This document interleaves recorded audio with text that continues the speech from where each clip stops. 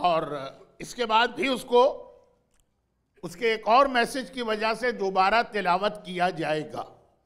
लेकिन just before गदीर, just before का मतलब यह है कि अभी रसूलुल्लाह गदीर के मैदान में नहीं पहुंचे और मक्के से मदीने ट्रैवलिंग कर रहे हैं, तब जो आयत आई सूरह माइदा की 67 नंबर की आयत, आज उसकी तिलावत की गई है कि ऐसे टॉपिक पर बात की जा रही है और ये वाली आयत तिलावत ना हो, एक मरतबा भी तिलावत ना हो, अच्छा नहीं लगता।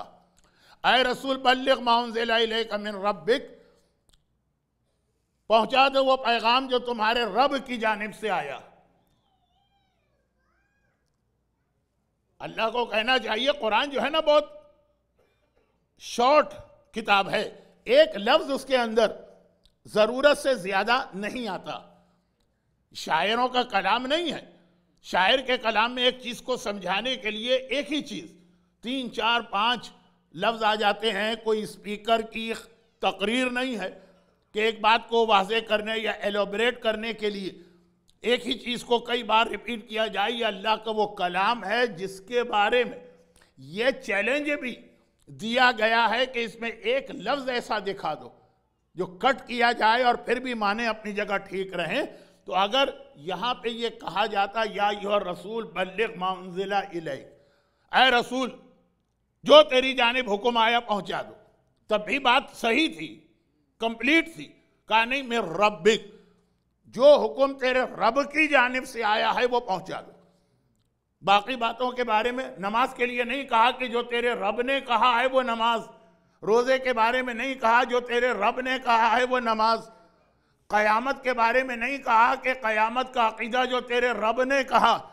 लेकिन जहां पे गदीर का ऐलान हुआ तो ये कुरान ने मेंशन करना जरूरी समझा कि ये पैगाम पहुंचा दो। कौन सा पैगाम? में रब्बिक, जो तेरे रब की जानिब से। रसूल तो हर चीज रब की जानिब से ही लाते, खुद अपने दिल से बनाकर कोई थोड़ी देते। मगर नहीं, बात चूंकि अली की थी और अली के हवाले से ऑलरेडी रसूल के खिलाफ प्रोपेगेंडा शुरू हो चुका था। आज हमारे खिलाफ इतना प्रोपेगेंडा होता है, दुनिया भर का मीडिया, नॉन मुस्लिम हो के मुसलमान, वहाबी हो के गैर वहाबी, रोजाना शीयत के खिलाफ एक नई तोहमत, एक नया बोहतान, एक नया एलिगेशन। मगर जो मैंने कल कहा कि हमारा दुश्मनों का इख्तिलाफ सिर्फ अली की वजह से है और कोई इख्तिलाफ नहीं है, तो खाली हम पर यह तोहमत और इल्जाम नहीं लग रहा। इस्लामिक हिस्ट्री पढ़िए कि रसूलुल्लाह के ऊपर यह इल्जाम लग चुका था और एक बार नहीं, रिपीट और रिपीट और रिपीट हो रहा था। क्या क्या एलिगेशन? वो ये कि रसूल बाकी सारी चीजें तो अल्लाह की तरफ से लाते हैं, अली के बारे में जो कहते हैं वो अपने दिल से बना के कहते हैं। ये अल्लाह ने नहीं कहा।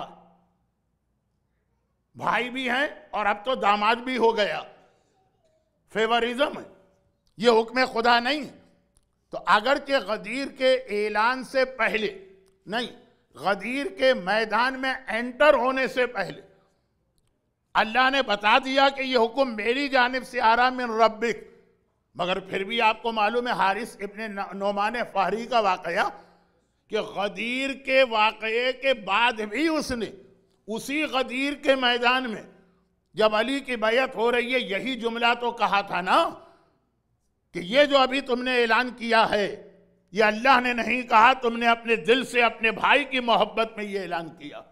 और अगर ये अल्लाह ने कहा तो कह दे अल्लाह से कि मुझ पर अभी अजाब भेजे, और अजाब आ गया। वाकया बहुत मशहूर है।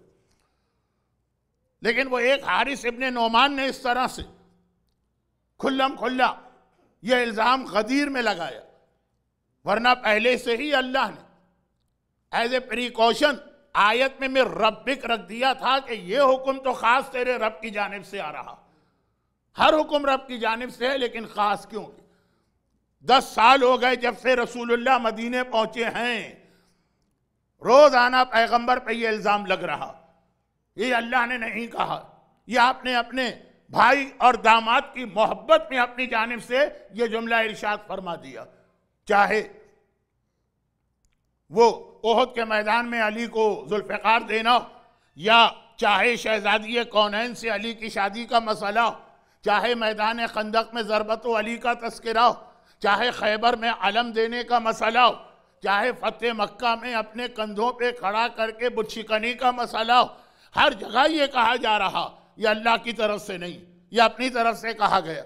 यहाँ तक कि जब रसूलुल्लाह ने मदीने की मस्जिद में लोगों के घरों के दरवाजे बंद कराए, जुमला समझाने का ज्यादा मजा मस्जिदुन नबवी ही में आता।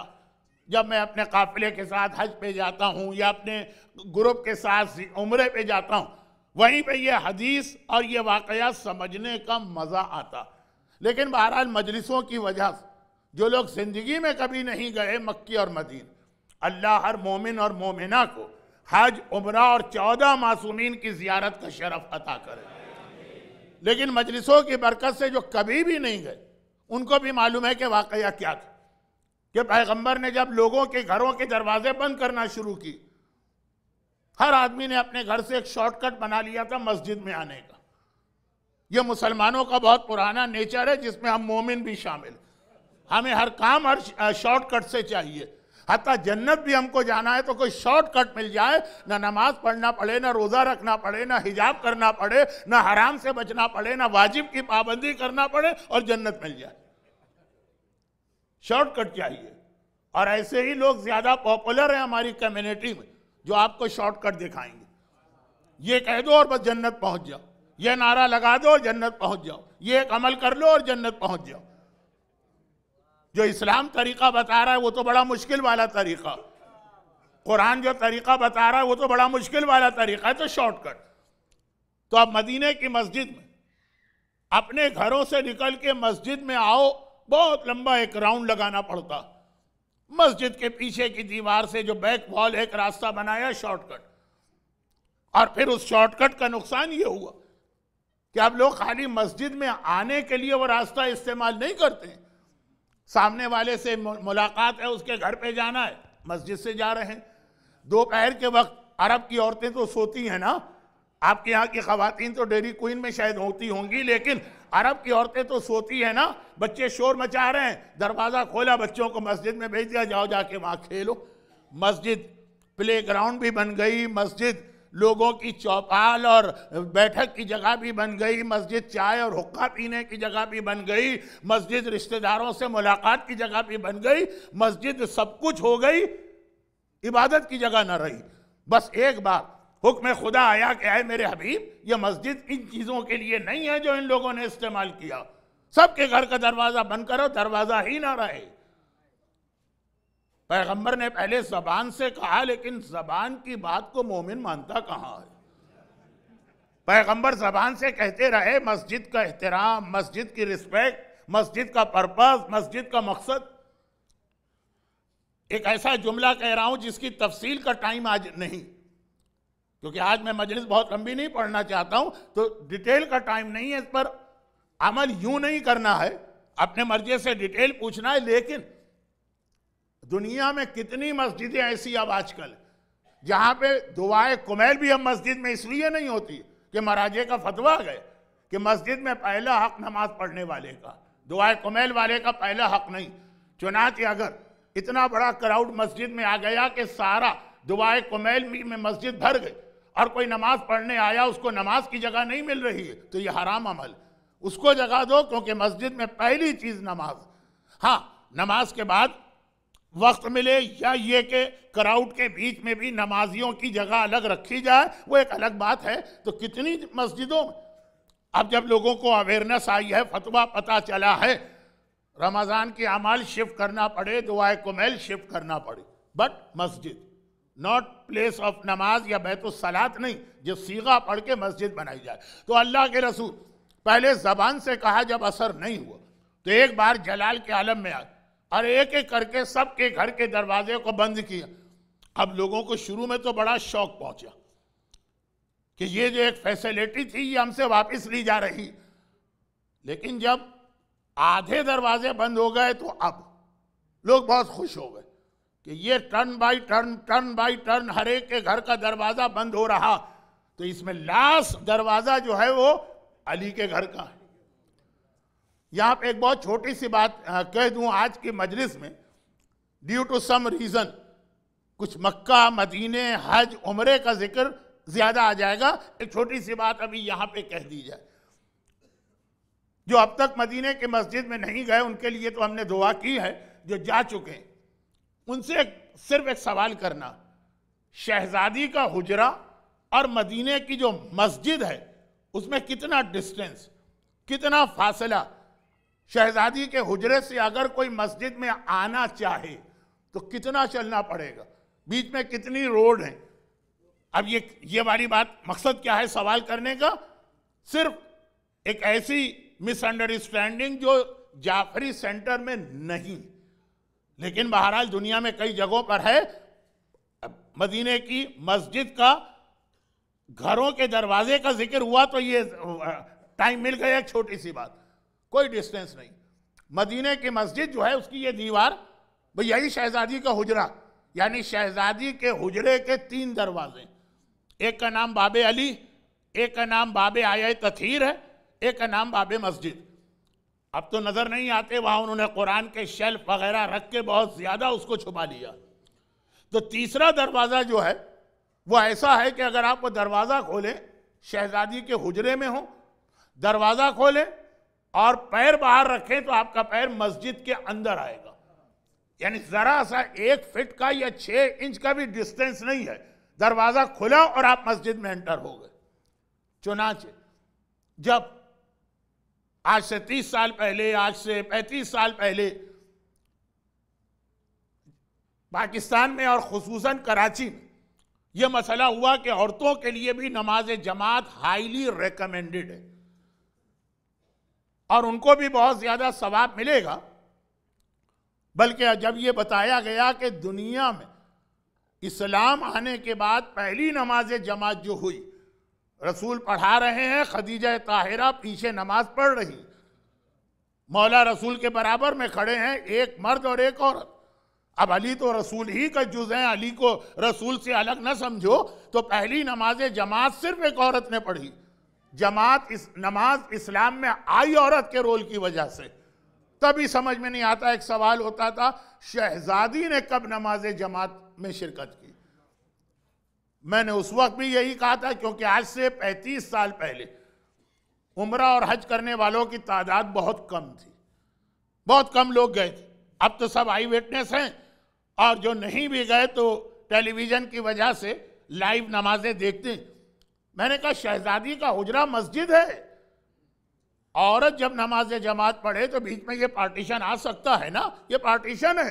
अब गोया मर्द यहाँ, शहजादी बिल्कुल बिल्कुल दरवाजे के पीछे खड़ी होकर जमात नमाज को ज्वाइन करें, वो जमात हो जाएगी, बिल्कुल वैलिड है। पार्टीशन मर्दों के बीच में नहीं अलाउड, मगर औरत और मर्द के बीच में अलाउड है।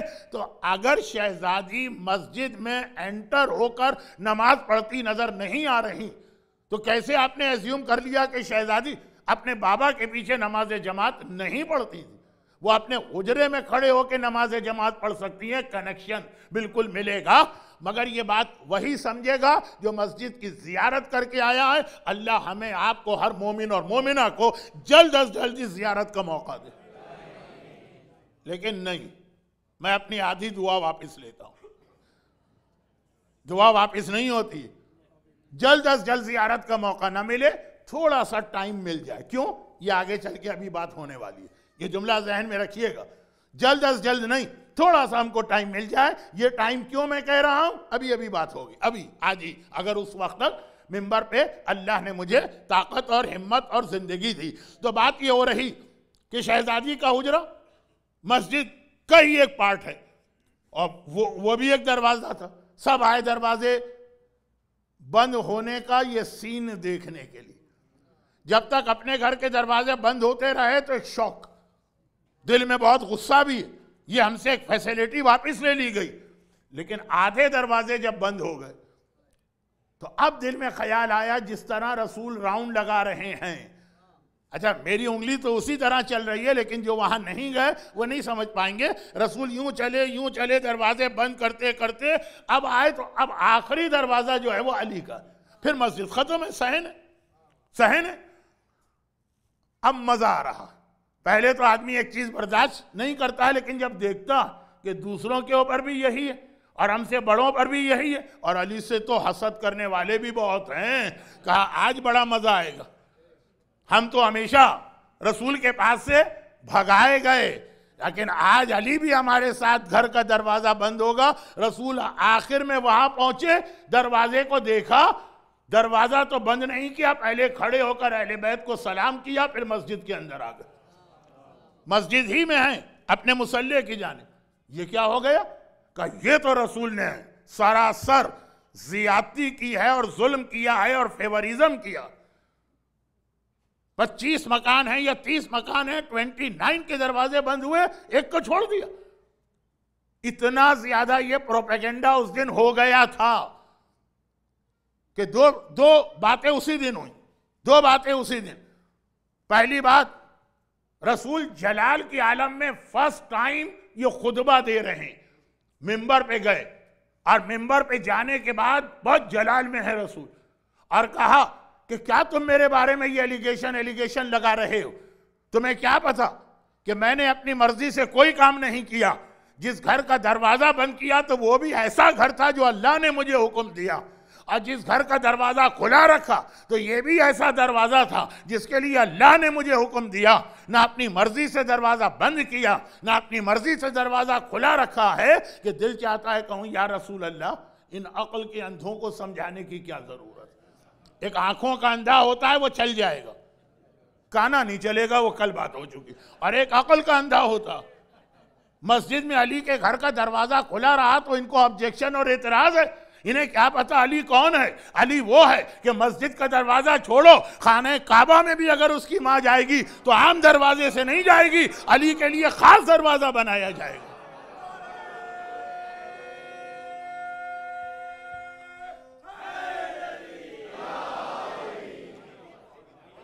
खाने काबा में जब अली के लिए खास दरवाजा बनाया जाए। और एक जुमला में कल जब मैं कह रहा था तब भी मुझे पता था कि मैं इनकम्प्लीट बात कर रहा हूं, लेकिन 90 मिनट की कल मजलिस हो गई थी, मौका नहीं था रुक के उसको समझाऊं। और वो ये कि तमाम बरादरान अहले सुन्नत का इत्तेफाक है इस बात पर। अब जब एंटी अली प्रोपेगेंडा बढ़ गया तो अलग बात है कि पैगंबर के जितने सहाबी सबका टाइटल है रज़ी अल्लाह तआला अन्हु। सिर्फ मेरा मौला ऐसा कि गैरों ने भी कहा अली का ये टाइटल नहीं, अली का टाइटल है करमल्लाहु वजहू। सिर्फ एक सहाबी है तमाम असहाबे रसूल के दरमियान, गैरों ने माना। हम तो अलैहिस्सलाम कहते हैं, गैरों ने माना। लेकिन अनफॉर्चुनेटली इस साल इसी साल ड्यूरिंग रमजान मस्जिद खाने काबा के अंदर जहां हम तवाफ करते हैं, उसके बाद जो पिलर्स हैं उनमें अली का नाम जहां लिखा है तो उस पर करमल्लाहु वजहू लिखा, यानी खुद खाने खुदा के अंदर भी तमाम असहाबे रसूल के नाम हैं, पहले खलीफा, दूसरे, तीसरे, सबके साथ रज़ी अल्लाह ताला अन्हु। मगर जहां अली का नाम आता, ये वही जो गोल्डन ड्रेनेज पाइप है उसके सामने खाने काबा में था। लेकिन अनफॉर्चुनेटली इस साल ये पिलर तोड़ के गिरा दिया गया और उसके बदले जो पिलर बनाया गया उस पर कोई नाम नहीं लिखा। वरना मैं तो अपने हाजी साथियों को दिखाता था कि देखिए इस खाने खुदा के सामने विद इन मस्जिद सहन के अंदर मेरे मौला का नाम है और ये टाइटल इस पे लिखा हुआ है। क्योंकि हम तो खैर नहीं मानते, लेकिन हम मुसलमान मानते।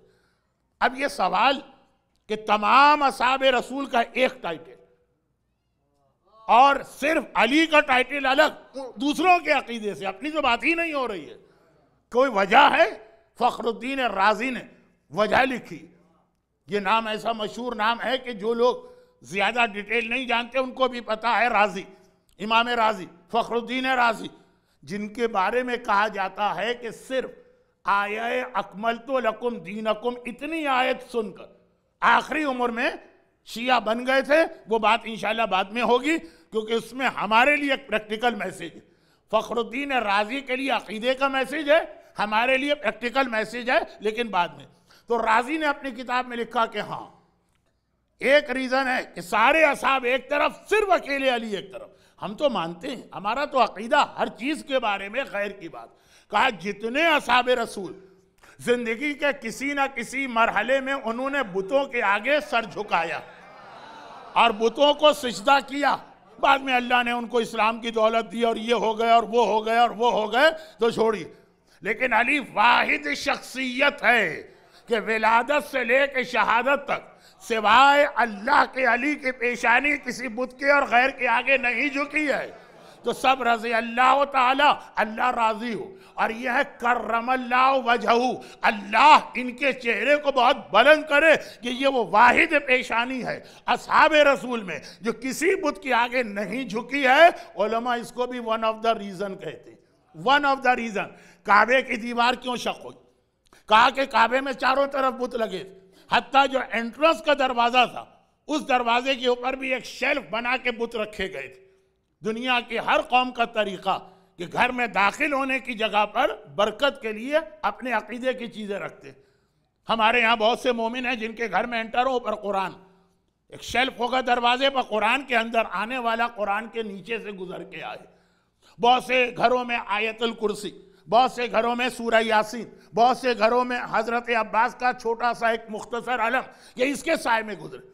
लेकिन अली बनने वाले अली हैं कर्रमल्लाहु वजहू, अली की पेशानी किसी बुत के आगे जिंदगी में नहीं झुकी।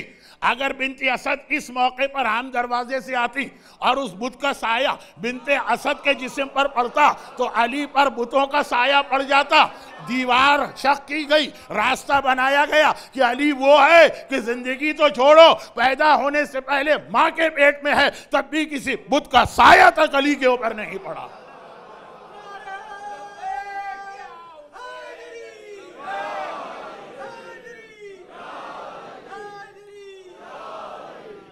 लेकिन यह तो उन असहाब रसूल के लिए जवाब है कि आपने मस्जिद का दरवाजा सबका बंद किया तो अली के घर का दरवाजा क्यों खुला रखा? पैगंबर ने जलाल में खुतबा दिया और फौरन कुरान की आयतें नाजिल हो। मजलिसों में आपने बहुत सुना है और वक्त बहुत तेजी से गुजर रहा। बिस्मिल्लाहिर्रहमानिर्रहीम वन नज्म इज़ा हवा मा वल्ल साहिबुकुम वमा गवा वमा यंतिकु अनिल हवा इन हुआ इल्ला वह्युन यूहा।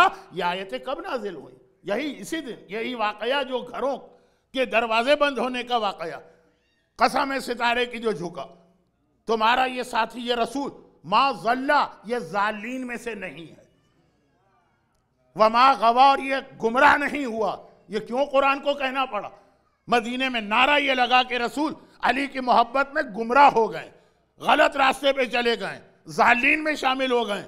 कुरान को कहना पड़ा मा ज़ल्ला साहिबुकुम वमा गवा, ना ये गुमराह हुआ है ना ये जालिन में शामिल हुआ। वमा यंतिकु अनिल हवा, ये अपनी तरफ से कुछ नहीं कहता, ये वही कहता है जो वही कहती है। ये आयत क्यों नाजिल हुई कि जब ये इल्जाम लगाया गया कि रसूल अली की मोहब्बत के अंदर अपने दिल से बातें लेके आते हैं। कुरान ने कहा गदीर का ऐलान इस्लाम का सबसे अहम ऐलान, सबसे अहम, मोस्ट इंपॉर्टेंट। वहां ये जरा सा भी किसी के दिल में शक ना आने पाए तो सिर्फ इतना ना कहा कि बल्लिग मा उन्ज़िला इलैक, ये भी कहा मिन रब्बिक, जो तेरे रब की जानिब से हुक्म अली आ रहा, विलायत अली आ रहा, ये पहुंचा, ताकि यहां बिल्कुल पहले से वाज़े हो जाए ये अल्लाह की तरफ से। व इन लम तफअल फमा बल्लगत रिसालता। ये आज इस पर बात करना था। आपने जिंदगी भर सुना है लेकिन इसका जो सही मानों में इसकी डिटेल है वो जहन से निकल जाती है। अगर तूने ये हुक्म नहीं पहुंचाया तो गोया रिसालत का कोई हुक्म अदा नहीं किया, हक रिसालत अदा नहीं किया। अब इसके अंदर कुछ फजाइल के भी नुक्ते हैं, लेकिन आज जितने फजाइल हो गए वो काफ़ी हैं। अहम जो कुछ बातें फजाइल के बाद आती वो भी वो भी बयान करना। और वो इतनी सी बात, कोई चीज़ बनाना ये भी अहम, लेकिन बनाने के बाद उसका मेंटेनेंस और उसकी हिफाजत वो उससे ज़्यादा अहम। ये तो अपनी मेहनत को वेस्ट करना कि आपने एक प्रोजेक्ट बना दिया, उसके मेंटेनेंस का ख्याल नहीं किया, उसकी सिक्योरिटी का ख्याल नहीं किया। आपने लाखों डॉलर खर्च करके गाड़ी खरीदी और उसकी मेंटेनेंस वगैरह का ख्याल नहीं किया, इंजन सीज हो गया, गाड़ी खराब हो गई, सारी मेहनत, सारा पैसा सब पानी में गया। दुनिया की हर चीज मेंटेनेंस और हिफाजत चाहती, चाहे वो मकान हो, चाहे वो गाड़ी हो, चाहे वो घर की मशीनरी हो, चाहे वो कंप्यूटर हो, चाहे कोई चीज। चले उन चीजों में तो ये काम चल जाएगा, खराब हो गई फेंक देंगे, दूसरी खरीद के ले आएंगे। कंप्यूटर तो यही करते हैं ना आप लोग, गाड़ी का तो यही करते हैं ना। आजकल दुनिया का कितना बड़ा मसला है ये वाला वेस्टेज। लेकिन जो एक ही चीज दुनिया में है और है ही नहीं कोई, वो अगर खराब हो गई तो फेंकेंगे तो दूसरी मिलेगी कहां से, और वो हो सबसे ज्यादा अहम, तो उसकी तो हिफाजत और मेंटेनेंस का आदमी पूरा पूरा ख्याल करता। ये कंप्यूटर नहीं है कि खराब हुआ तो फेंक दिया, ये गाड़ी नहीं है कि खराब हुई या नया मॉडल आ गया तो पुरानी चीज निकाल दी। तो दुनिया की सबसे कीमती चीज जो सिर्फ एक है वो इस्लाम है। रिसालत, रसूल क्या जो पैगाम लेकर आए वो एक है। वहां तो ये नहीं है कि भाई इस्लाम पुराना हो गया तो नए मॉडल का इस्लाम चाहिए। हैं ऐसे लोग जो कहते हैं 21वीं सेंचुरी का नया इस्लाम हमको चाहिए। कुरान भी नया बनाया जा रहा है, बन भी गया है। ये अलग बात है कि अभी आम मुसलमानों के हाथ में नहीं पहुंचा, लेकिन इंटरनेट पे आप जाइए तो ये दो चीजें आपको नहीं मिलेंगी, नई लेटेस्ट, लेकिन ये बताए बगैर, एक कुरान, एक नहजुल बलागा। नहजुल बलागा के बारे में अपने बच्चों को बचाते रहिएगा। आप तो इंटरनेट पे जाके नहजुल बलागा नहीं पढ़ते। हमारे बच्चे तो आजकल सारी चीजें इंटरनेट, जो नहजुल बलागा इस वक्त इंटरनेट पर है, वन ऑफ द वर्जन, खुतबा शख्सिया ही उसमें से गायब है और कई चीजें कट कर दी गई। मजलिस में सुनते हैं मौलाना ने कहा खुतबा नंबर 3 जरा जाके पढ़ो, किस तरह मौलाना ने एक एक अपने दुश्मन का जिक्र किया है। वो जाके इंटरनेट पे देखते हैं, वहां खुतबा नंबर 3 है ही नहीं। वो क्या कहेंगे? वो ये नहीं कहेंगे कि इंटरनेट गलत है, वो कहेंगे मौलाना गलत है। आजकल तो अल्लाह गलत हो सकता है, इंटरनेट गलत नहीं हो सकता। तो अब ये नहजुल बलागा, ये मैंने लंदन में बहुत आर्गुमेंट नौजवानों से सुना। हमारे उलमा मिंबर से पढ़ते हैं और हमने जाके चेक किया नहजुल बलागा, उसमें ये चीज ही नहीं। कौन सी नहजुल बलागा? इंटरनेट पे जो उनको मिल गई। खैर, ये इंटरनेट, फेसबुक, सोशल नेटवर्किंग, ये खुद एक बड़ा फितना है जो एक मजलिस अलग से चाहता है। आज की अब ये मुख्तसर मजलिस नहीं। तो बात ये हो रही थी कि इस्लाम एक है, कयामत तक के लिए है। बहुत ही स्ट्रॉन्ग उर्दू का लफ्ज इस्तेमाल करके समझाता हूं, ये कभी कोहना नहीं हो सकता, ये कभी पुराना नहीं हो सकता, ये कभी आउटडेटेड नहीं हो सकता। तो अब इसकी हिफाजत तो बहुत ज्यादा जरूरी। ये खत्म हो गया तो दूसरा इस्लाम आपको कहीं से नहीं मिलेगा। चुनाच गदीर का वन ऑफ द पर्पस, मेरा जुमला याद रखिए, मैं ओनली पर्पस नहीं कह रहा हूं, वन ऑफ द पर्पस, कि रसूल दुनिया से जा रहे, इस्लाम के लिए एक मुहाफिज चाहिए, इस्लाम की हिफाजत करने वाला चाहिए। अगर वो पैगंबर पहले से मुकर्रर करके न जाएं, वहीं लम तफल फमा बल्लगत रिसालता, ऐ रसूल तेरी 23 साल की मेहनत जाय हो जाएगी। हजरत मूसा शरीयत लाए, जाय हो गई। हजरत ईसा शरीयत लाए, जाय हो गई। हजरत नूह शरीयत लाए, जाय हो गई। लेकिन वहां तो चांस था ना कि नूह की शरीयत गई तो मूसा बाद में आ रहे हैं, मूसा की शरीयत गई तो ईसा बाद में आ रहे हैं। यहां तो कोई चांस ही नहीं है। Last and final message of Allah, हिफाजत करके जा, वरना इस्लाम अगर खत्म हो गया, बदल दिया गया, तो फमा बल्लगत रिसालता, उस 23 साल की मेहनत का क्या होगा। चुनाचे अल्लाह के रसूल ने हिफाजत का इंतजाम किया। अब एक जुमला, आज इसकी डिटेल नहीं आएगी, लेकिन एक जुमला, एक सवाल आपसे करूं और अपनी बात को कंटिन्यू करूं। जो कुरान ने कहा, जिस पे रसूल ने अमल किया, जो हर कॉमन सेंस ने कबूल किया कि हाँ भाई, बड़ी मेहनत से जो प्रोजेक्ट बनाया जाए उसकी हिफाजत जरूरी। क्या इतनी सी चीज इमाम को नहीं मालूम कि मुहाफिज चाहिए होता है? तो इमाम गैबत में जा रहे हैं, मौला आप गैबत में जा रहे हैं, तो ये इस्लाम किसके सुपुर्द करके जा रहे हैं? आपकी गैबत में हम किससे रुजू करेंगे? आपकी गैबत में इसकी हिफाजत का इंतजाम क्या है? किसी को इमाम मुकर्रर करके गए हैं? रुजू कांटेक्ट करना, रुजू, इससे लफ्ज बना है मर्जे, जिससे रुजू किया जाए। जब रिसालत ने गदीर के मैदान में इमामत को इसलिए मुकर्रर किया कि रिसालत की हिफाजत होती रहे, इस्लाम बचा रहे, तो जब इमामत पर्दा गैबत में जा रही है तो वो भी कोई ना कोई तो इंतजाम करके जा रही होगी। और अभी एक आखिरी जो सलाम पढ़ा जा रहा था मेरे मिंबर पे आने से पहले कि जी अबू तालिब से इसलिए लोगों को दुश्मनी है कि रकाबत है। मसला रकाबत का भी नहीं, रकाबत है, मसला यही है कि रसूल की हिफाजत अबू तालिब ने की। जिन्हें दुश्मनी रसूल से है, जो मारना रसूल को चाहते हैं, जो खत्म करना रसूल को चाहते हैं, हमेशा रसूल बच जाते हैं अबू तालिब की वजह से। वो रसूल से कम नाराज होंगे, अबू तालिब से ज्यादा नाराज होंगे।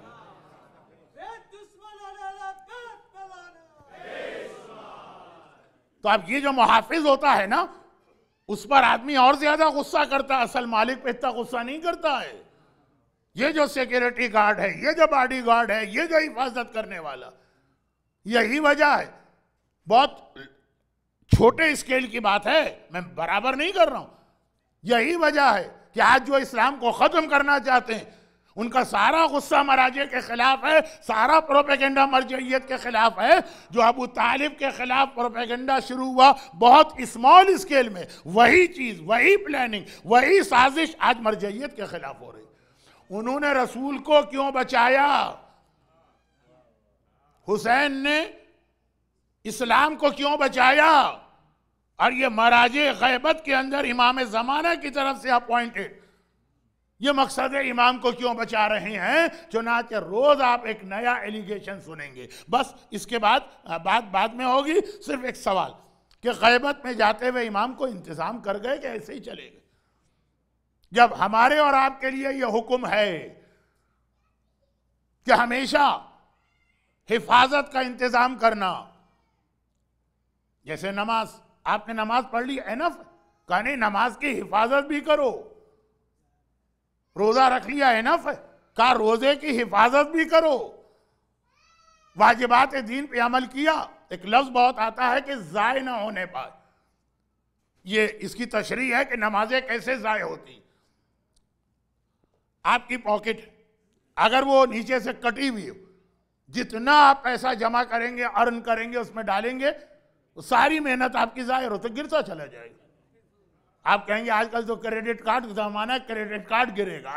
अब क्रेडिट कार्ड भी खत्म होने वाला, पेपर मनी से, प्लास्टिक मनी से हर चीज खत्म हो जाएगी। खाली आपकी आंख का इशारा, खाली आपके अंगूठे का निशान। लेकिन मिसाल जो मैं दे रहा हूं आज के जमाने में कि जाय, लोग नमाज पढ़ते हैं, फटी हुई जेब में उसका सवाब रखते हैं, नमाज जाय। रोजा रखते हैं, कटी हुई जेब में उसका सवाब रखते हैं, वो जाय। और इसकी तशरीह बाद में होगी, अभी तो जर्नल बात। गदीर का पहला पैगाम ये कि जो अहम तरीन चीज हो उसकी हिफाजत का इंतजाम जरूरी, चाहे वो इस्लाम हो, चाहे वो तौहीद हो, चाहे वो रिसालत हो, चाहे वो तुम्हारे अमाल हो, चाहे वो तुम्हारा अकीदा हो, चाहे वो तुम्हारा अमल, हिफाजत। और प्रॉब्लम कहां आता है कि ये हिफाजत क्यों नहीं हो पाती है? चले, जो मुखालिफ है, जो दुश्मन है, जो नहीं मानता उसको छोड़े। जो मानने वाले हैं इनके लिए प्रॉब्लम क्या है? वही जो कल की मजलिस, परसों की मजलिस, आज ये बात मुकम्मल हो चुकी है मुकम्मल। आज सिर्फ इसकी एक दो मिसालें दी जा रही हैं, एक आज आएगी, एक कल की मजलिस में आएगी कि ये हिफाजत क्यों नहीं हो पाती। भाई हम, कोई आदमी भी अपनी कटी हुई और फटी हुई जेब में पैसे नहीं डालेगा। कब डालता है? जब उसको पता ही ना हो, उसको मालूम ही ना हो कि मेरी जेब कट गई। जैसे हमारे यहाँ पाकिस्तान में वो जेब काटने वाले होते हैं, हमारे यहाँ अभी भी स्टिल कैश में लोगों को पेमेंट मिलता है हर महीने के आखिर में पगार। वो लेकर आ रहे हैं बड़े खुशी के साथ, 4D की बस के अंदर बैठे और जेब में रखी वो तनख्वाह, और मैं वो जेब काट ली, किसी ने गिर गए, पता ही नहीं चला, हमें घर जाके पता चला। अच्छा, बीवी को यकीन नहीं आएगा, वो तो कहेगी किसी और औरत को दे के आए हो, बहाना कर रहे हो कि जेब कट गई। अब बीवी जो आपकी बात मान ले, वो सब कुछ हो सकती है, वो बीवी नहीं हो सकती, क्योंकि वजह हर एक को पता है कि बीवी जो है वो अच्छी तरह से आपकी सारी ट्रिक्स को जानती है। आप अपने आप को दोस्त से छुपा सकते हैं, रिश्तेदारों के सामने डबल फेस लेके जा सकते हैं, कम्युनिटी में डबल फेस रख सकते हैं। जो 24 घंटे घर में रहती है उसको तो पता है ना कि ये इतना मुत्तकी परहेजगार, ये असल में क्या है। और रसूल की सबसे बड़ी अजमत यह है कि रसूल की पहली गवाही किसी गैर ने नहीं दी, खदीजा ताहिरा ने दी। हर वक्त घर में रहने वाली खदीजा कि आपको सिवाय सादिक व अमीन के मैंने कुछ ना पाया। तो खैर, अब बात ये हो रही कि नॉलेज में नहीं है, इसलिए मसलन आपने फटी हुई जेब के अंदर पैसे रखे और वो गिर गए। ये लैक ऑफ नॉलेज, ये हमारा बहुत बड़ा मसला, जिसकी वजह से हम आम मजमे से बात नहीं कर रहा हूं, उन लोगों से बात कर रहा हूं जो नमाज पढ़ते हैं, जो रोजा रखते हैं, जो अपने आप को म्यूजिक से बचाते हैं, जिनके चेहरों पे दाढ़ियां हैं, जिनकी औरतों के सरों पे हिजाब है, जो रिस्क हराम से अपने आप को महफूज रखते हैं। उनसे बात कि इनका अमल क्यों ज़ाय हो जाता। अल्लाह दोनों को एक कैटेगरी में नहीं रखेगा, अलग अलग है। बेनमाजी बहुत ही लो है, नमाज पढ़ के ज़ाय करने वाला बहरहाल उससे बेहतर है, मगर क्यों? Lack of knowledge. और शरीयत एक ऐसा लॉ है, बहुत ही कॉमन सेंस, अपीलिंग, समझ में आने वाला, सिंपल। थोड़ा सा टाइम चाहिए, वो हम नहीं देते, जिसका रिजल्ट ये निकलता कि अच्छाई करने जाते हैं बुराई हो जाती है, अच्छा काम करने जाते हैं। हमारे तकरीबन तमाम उलमा ने एक वाकया लिखा, बहुत लंबा वाकया, ऐसे एक नहीं 500 वाकया थे, लेकिन एक खास रीजन से इसको पढ़ रहा हूं, शायद पूरी बात आज के पॉइंट को भी आज कंप्लीट ना कर सकूं, लेकिन बहरहाल अल्लामा मजलिसी ने बिहार में इसको कोट किया है। शहीद दस्ते गैब शिराजी हमारे बहुत अजीम आलिम हैं। इनकलाब ईरान के फौरन बाद शिराज में बम के धमाके से मस्जिद में इनको शहीद किया गया। ये उस वक्त की बात है जब मस्जिदों में शहादतें नहीं होती थी, अब तो रोजाना की बात है। लेकिन इनकी असल ग्रेटनेस ये कि इमाम खुमैनी सारी जिंदगी कहते रहे कि मैं हर पेरेंट को और हर टीचर को हाईली रिकमेंड करता हूं कि इस पुआइस आलिम की किताबें अपने बच्चों को इस तरह पढ़ाएं जैसे स्कूल और कॉलेज की टेक्स्ट बुक पढ़ी जाती है, एक एक लाइन, एक एक वर्ड, क्योंकि वह हुआ मुहज़्ज़िबुल अखलाक व नुफूस, ये लोगों के नफ्स को पाक व पाकीज़ा करता। एक अजीब शख्सियत हमारे टाइम पीरियड की, उन्होंने किताब खास लिखी है, how to protect yourself from शैतान, अपने आप को शैतान से कैसे बचाओ। उसमें भी ये वाकया बहुत डिटेल से मेंशन किया। असल में हदीस है, और हदीस यह है कि हमारे पांचवें इमाम इमाम मोहम्मद बाक़िर अलैहिस्सलातु वस्सलाम बनी इसराइल का एक तस्करा कर रहे हैं, इसमें बहुत सारे प्रैक्टिकल मैसेज, और फरमा रहे हैं कि बनी इसराइल में एक ऐसा इबादत गुजार था जो बहुत ज्यादा इबादत करता था। अच्छा, उस जमाने में लोगों की एज भी जरा ज्यादा होती थी, 100 साल, 150 साल, 200 साल, और उससे पहले जाइए तो उससे भी ज्यादा एज, उससे पहले जाइए उससे भी ज्यादा। तो वाकया में अक्सर पढ़ता हूं ना कि एक औरत हजरत नूह के जमाने में उनके पास आई और रोने लगी, कंप्लेन करने लगी कि या नबी खुदा, मेरे यहां औलाद नहीं होती है, औलाद बहुत छोटे छोटे होते हैं और मर जाते हैं, ये एक बीमारी होती है कुछ लेडीज को, और कोई ऐसी दुआ, अमल, दवा, तरीका बताइए कि मुझे अल्लाह ऐसी औलाद दे जो जिंदा रहे। हजरत नूह ने पूछा कि कितने दिन के बाद, डिलीवरी के कितने दिन बाद मर जाए? बहुत जल्दी, जस्ट आफ्टर डिलीवरी। भाई फिर भी 1 वीक, 2 वीक, 5 दिन का नहीं, या नबी खुदा कोई 150 साल का मर जाता है, कोई 200 साल का मर जाता है, इतने मुन्ने मुन्ने से, इतने नन्हे नन्हे से।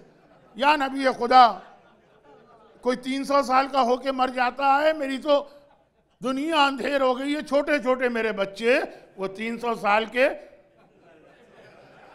वो उस जमाने में छोटे कहलाते थे। आज तो 300 साल का हो तो उसके छोटे दुआ करेंगे, खुदा बंदा बड़े मियाँ को जल्दी से बुला ले। खैर, तो खुलासा ये है कि फिर उम्र कम हुई हजरत मूसा, 200, 250, 300। सलमान फारसी का एक वाकया पढ़ने वाला हूँ, आज नहीं 2 दिन बाद, 300 साल की एज। तो उम्र ज्यादा होती थी तो इबादत भी ज्यादा करते थे, और हजरत मूसा की शरीयत में परमिशन थी कि तुम घर बार, फैमिली, बिजनेस, बीवी, बच्चे सब छोड़ के मुसल्ले पे बैठे जाओ। आजकल ये हराम है, इसको रूहबानियत कहते हैं, ये हराम है, लेकिन शरीयत मूसा में इजाजत। तो इतनी इबादत करने वाला, अच्छा अब कोई बहुत ज्यादा अगर इबादत करे तो सबसे ज्यादा कौन परेशान होगा? बीवी तो नहीं, वो तो खुश होगी और खड़े रहे मुसल्ले पर, मुझे आईफोन पे चैटिंग करने का लंबा मौका मिल जाएगा। कौन परेशान होगा? घर वाले नहीं, वही जो एक साहब ने अभी कहा, बल्कि कई ने कहा, शैतान। कैसे इसको रोका जाए? शैतान के पास बहुत सारे तरीके, उसने सारे 1 by 1 सारी ट्रिक। एक तरीका यह है कि बाहर म्यूजिक बजने लगे दौड़ के चले जाएंगे। एक तरीका यह है कि बाहर कोई बिजनेस ट्रांजैक्शन शुरू हो जाए, दौड़ के चले जाएंगे। व इज़ा रअौ तिजारतन औ लहवन फज़्ज़ू इलैहा व तरकू का काइमा। एवरी फ्राइडे आप ये आयत सुनते, क्या है रसूल, जब मस्जिद के बाहर तिजारत होती है, ये सब तुझे छोड़ के नमाज के बीच में भाग जाते हैं, यानी इबादत, पैसा, क्या कहते हैं इसको आप लोग, रोकड़ा।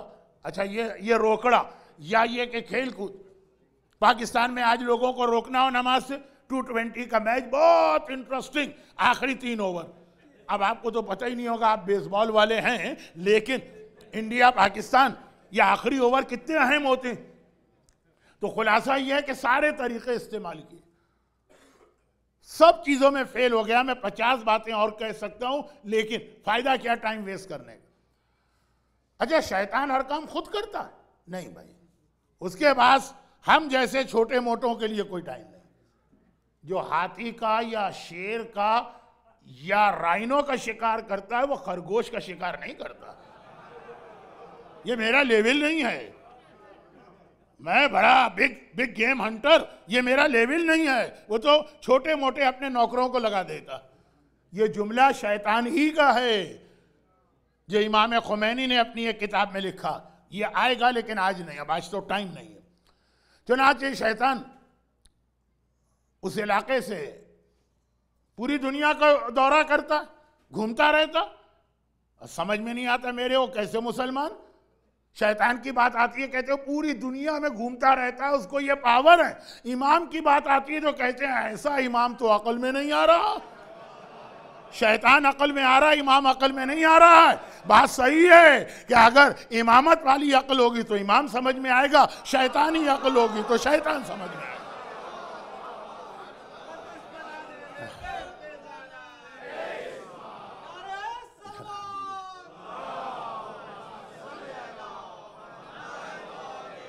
अब शैतान विजिट करता रहता है, आज गया, 1 साल बाद आया, 5 साल बाद आया। वो आदमी इतनी ही इबादत कर रहा है, मस्जिद बुलाया उसने अपने छोटे छोटे शैतानों को, कहा कि भाई ये क्या हो रहा है, इतना इबादत गुजार तुम्हारे एरिया में है और तुमने अब तक इसको इबादत से नहीं रोका। उन्होंने घबराते हुए कहा कि नहीं, हमने सारे ट्रिक आजमा लिए। एक ने कहा कि मैं शराब भी लेके उसके सामने मस्जिद में पहुंच गया, एक ने कहा मैं म्यूजिकल इंस्ट्रूमेंट लेके पहुंच गया, एक ने कहा एक बेपर्दा औरत को मैंने इसके सामने से गुजार दिया। सारे जो गुनाह के तरीके, नाकाम रहा।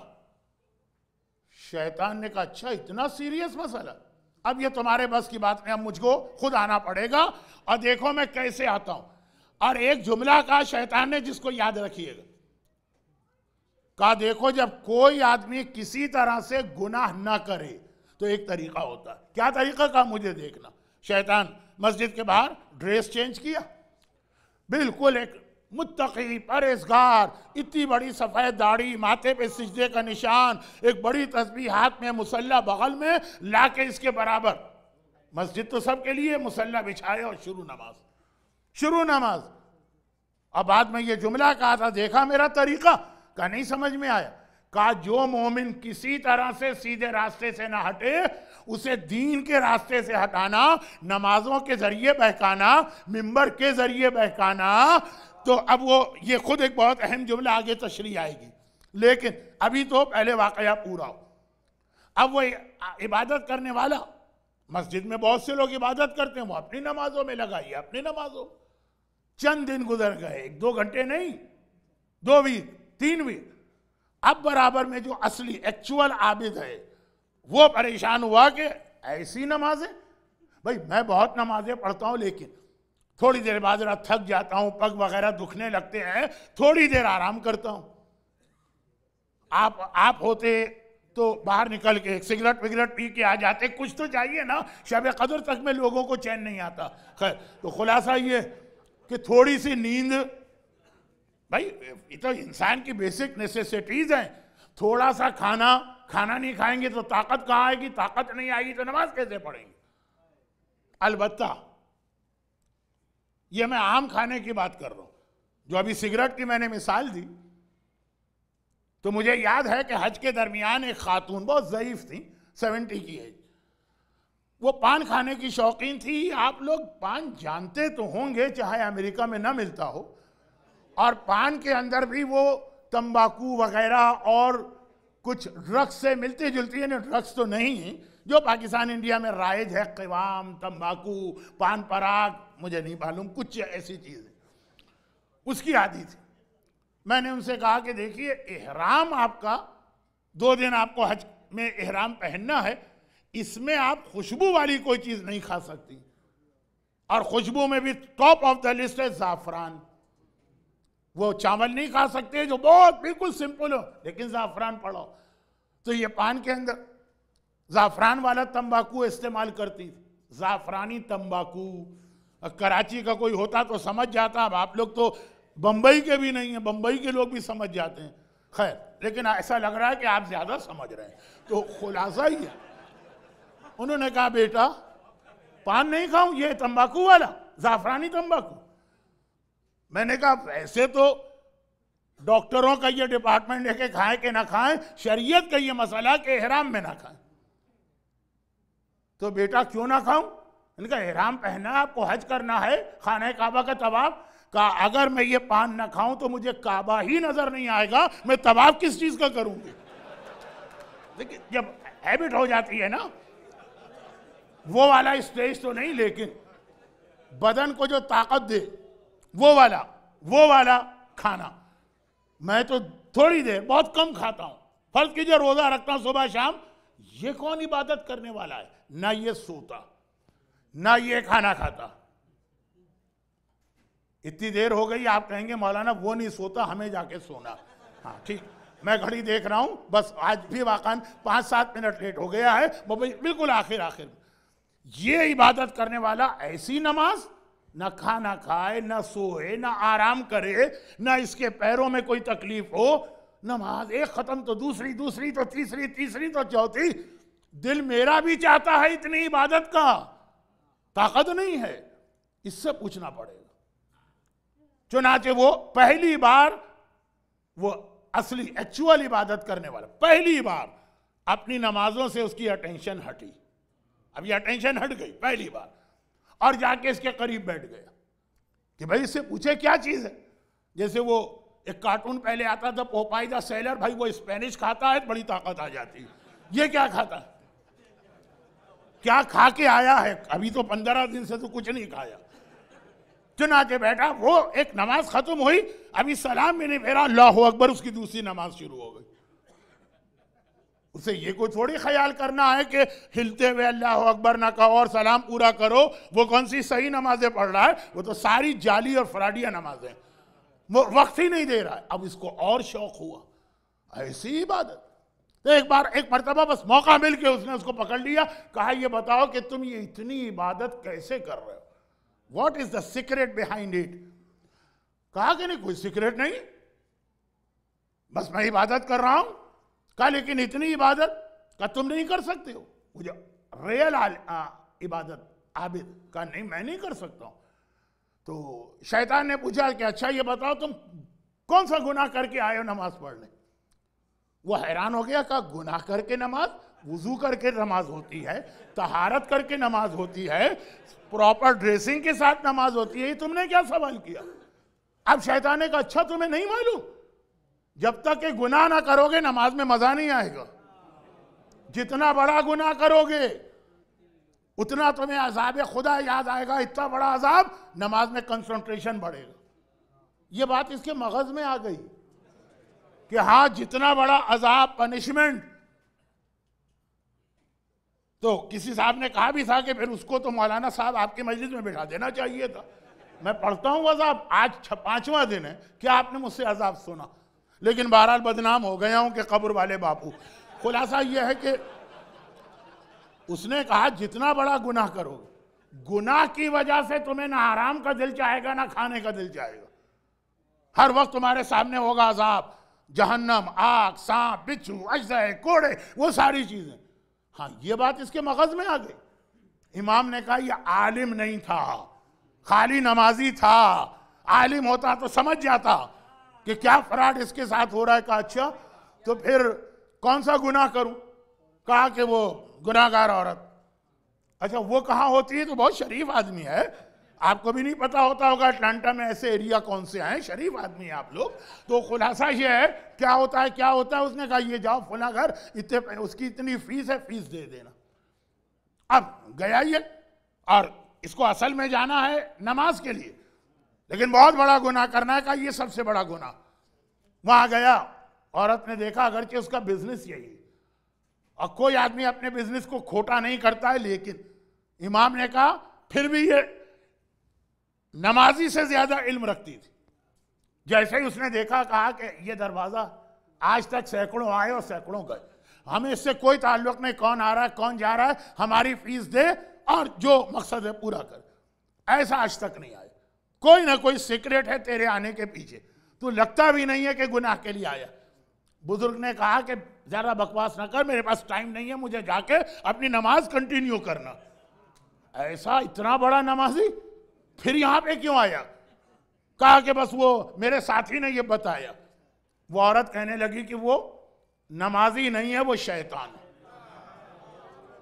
देख, कपड़ा अगर फट जाए इसके बाद दोबारा इसकी सिलाई कर भी ली जाए। आज टेक्नोलॉजी बहुत तरक्की कर गई है, लेकिन बनी इसराइल का वाकया, बनी इसराइल की टेक्नोलॉजी, फटा हुआ कपड़ा दोबारा सी भी लो वो बात नहीं बनेगी।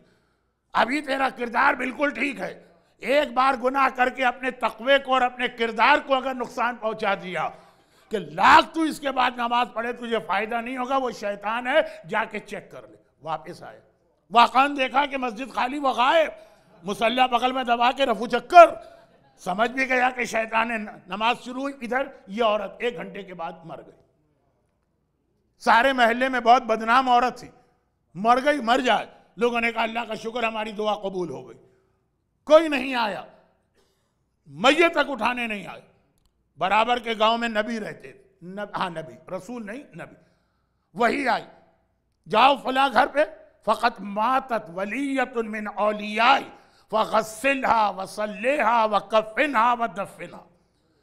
फला महल्ले में जाओ, मेरे वली में से एक वलिया का दुनिया से इंतकाल हुआ।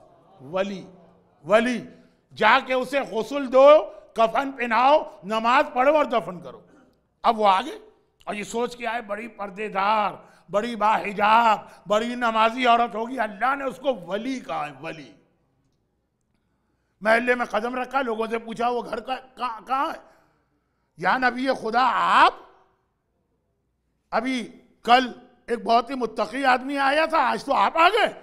उससे भी कितना ही बड़ा मुत्तकी हो, नबी तो नबी है, ये हो क्या रहा है? कहा वो मैं घर के बारे में पूछ रहा, कहा वो तो बदनाम तरीन और गुनाहगार, सबसे बड़ी गुनाहगार औरत। कहा मुझे तो ये वही आई। खुदा बंदा ये मैं कहाँ आ गया, गलत तो नहीं आ गया? कहा कि नहीं, उस गुनाहगार थी, मगर उसने एक मोमिन की 200 साल की नमाजें बचाई, 200 साल के रोजे बचाए, 200 साल का कुरान बचाया, 200 साल की दुआएं कुमैल बचाई, 200 साल की इबादतें बचाई हैं, उसने बचाई हैं। ये सारी इबादतें उसके नामा अमाल में लिख दी गई। 200 साल की नेकियां लिखी गई। 50 साल उसकी एज थी, वो गुनाह थे, नेकियां ज्यादा थी, मैंने फौरन उसे मौत भी इसीलिए दे दी कि अब कोई किसी किस्म का गुनाह ना करे, चुनाचे वो सीधी जन्नत में गई। अब इमाम का जो जुमला आज की मजलिस की हद तक है, वरना इसमें बहुत अहम जुमला वो, होशियार रहिए ऐसे लोगों से जो दीन के नाम पर आपको बहकाएंगे। शराबी से बचना आसान है, दीन के नाम पर बहकाने वाले से बचना मुश्किल है। शराब खाने से कोई आवाज उठे, आप उसको अपने आप को बचा सकते हैं, मस्जिद से कोई आवाज आ जाए तो आप बचा भी नहीं सकते, ये बात की चीज। लेकिन खुलासा इमाम ने कहा फर्क देखो, इतनी बदतरीन गुनाहगार, मगर शरीयत की इतनी उसके पास मारिफत थी कि 200 साल की इबादतें इसे गुनाहगार ने बचा ली। और वो इतना बड़ा नमाजी था, इल्म नहीं था, अपनी सारी मेहनतें एक रात में जाय करने जा रहा था। चुनाच खाली इबादत न करो, उसको बचाने के लिए अपने दीन, उसको बचाने के लिए अपनी मारिफत और इल्म भी बढ़ाओ। लेकिन यह बात होती है जब हमारा और आपका दीन खतरे में, तो बचाने का ही तरीका। और जब पूरा इस्लाम खतरे में हो तो फिर जरूरत पड़ती है अकबर के कलेजे की बर्छी की, असगर के गले के 3 भाल के तीर की, अब्बास के कटे हुए बाजुओं की, कासिम के बदन के टुकड़ों की, ज़ैनब की छिनी हुई चादर की, सकीना के रुखसार पर लगने वाले तमाचों की, आबिदे बीमार की कमर पे पड़ने वाले कोड़ों की, और सबसे बढ़कर आका हुसैन के कटे सर की। यानी फिर 1 और 2 आदमियों की मेहनत से काम नहीं चलता, मर्दों को भी कुर्बानी देना, औरतों को भी कुर्बानी देना, बूढ़ों को भी कुर्बानी देना, नौजवानों को भी कुर्बानी देना, बच्चों को भी कुर्बानी देना। मगर जिन्होंने कुर्बानी दी, कयामत तक उनका तस्करा भी होता है, उन पे गिरिया भी किया जाता है, उनको याद भी किया जाता है। करबला के शहीदों में एक ऐसे शहीद भी जिन पे उनकी अपनी मां भी मातम करने को तैयार नहीं थी। वक्त भी आज बहुत गुजर गया है, बावजूद मेरी कोशिश के तकरीबन वही 70-75 मिनट हो गए, लेकिन आज आपसे स्पेशल रिक्वेस्ट है कि उन पे रोइए जिन पर उनकी मां भी नहीं रो रही।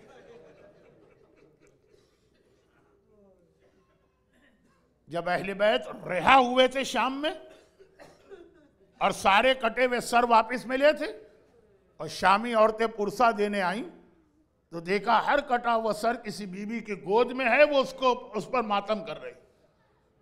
लेकिन एक कोने में 2 कटे हुए सर ऐसे पड़े हैं जिन्हें कोई उठाने वाला नहीं है। शामी औरतों ने कहा कि क्या ये लावारिसों के लाशें हैं? एक बार मेरा मजलूम आका सज्जाद आगे बढ़ा, अरे ये मेरे भाई औन और मोहम्मद हैं, इनका सर तो मैं उठा के मातम करूंगा। ज़ैनब ने कहा सज्जाद, मैंने अहद किया था अकबर का मातम करूंगी, अब्बास का मातम करूंगी, हुसैन का मातम करूंगी, औन और मोहम्मद का नहीं, उन्हें मैंने सदका कर दिया। करबला के 2 ऐसे कमसिन शहीद जिन पर ना उनकी मां रोई, ना ही उनके सरों को अपनी गोद में लिया, ना ही उनसे शहादत तक राजी रही। ये जुमला आप जब समझा रहा हूं और बात खत्म। शब आशूर आका हुसैन ने 2 इम्तिहान लिए, एक मर्दों का चिराग गुल करके, और जब मर्दों का इम्तिहान पूरा हो गया तो आधी रात के बाद आका हुसैन सैदानियों के खेमे को देखने निकले कि बीबियों की क्या हालत। अल्लाह आपको बार बार ले जाए करबला मोहल्ला। करबला अब तो हर आदमी होके आया, इसलिए मैंने यहां दुआ में बढ़ा दिया बार बार। खेमा का ज़ैनब कुबरा का खेमा भी नजर आएगा, आका हुसैन का खेमा भी नजर आएगा। सारे खेमों को देख रहे हैं, अलबत्ता खेमे के अंदर नहीं जा रहे, बाहर से देख रहे हैं। जब ज़ैनब के खेमे के करीब पहुंचे तो एक अजीब मंजर देखा। ज़ैनब जमीन पे बैठी, सामने औन को बिठाया, औन के बराबर मोहम्मद को बिठाया और उनसे कह रही है बेटा औन मोहम्मद पता है तेरा दादा जाफर तैयार था, कैसा जिहाद किया, और मालूम है तेरा नाना हैदर कर्रार था।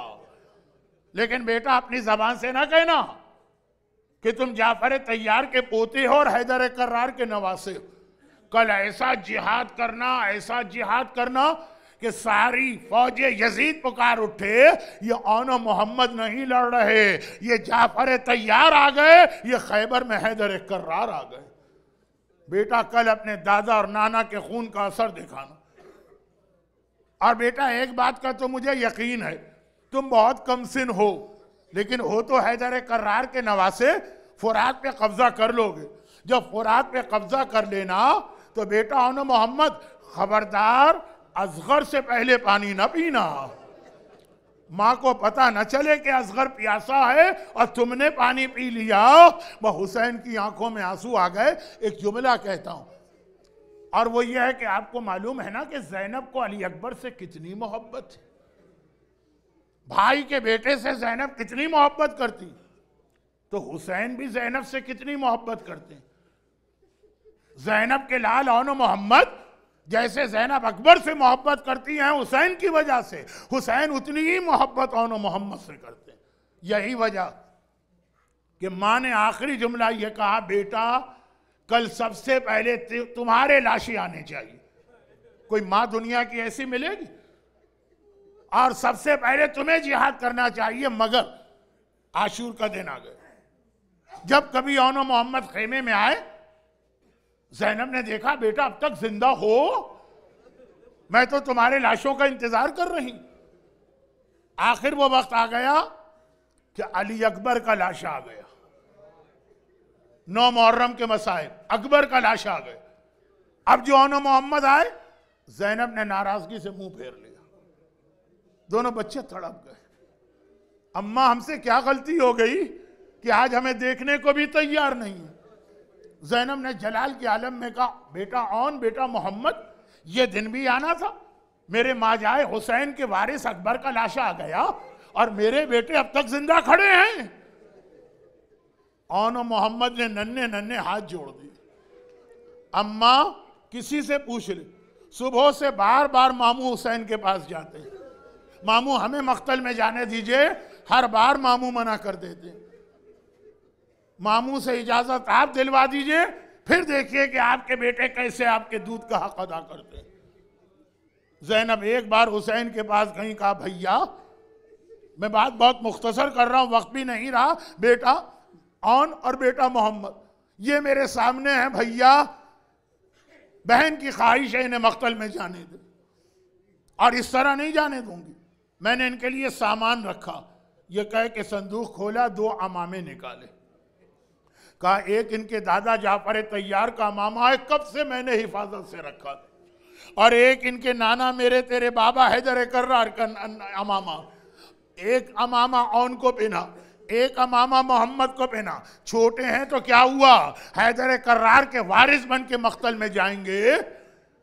बच्चे इतने छोटे थे कि खुद से घोड़े पे बैठ भी नहीं सकते।